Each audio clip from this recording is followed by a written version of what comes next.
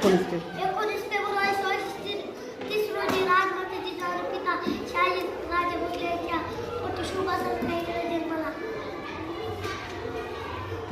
जिजाऊची शुभाला लहानपणापासून रामायण महाभारतातील गोष्टी सांगत असताना अन्यायावरील लढण्याचे भागवत दिले होते. महाराजांनी आपल्या भावाच्या 15व्या वर्षी सोडले. 15व्या वर्षी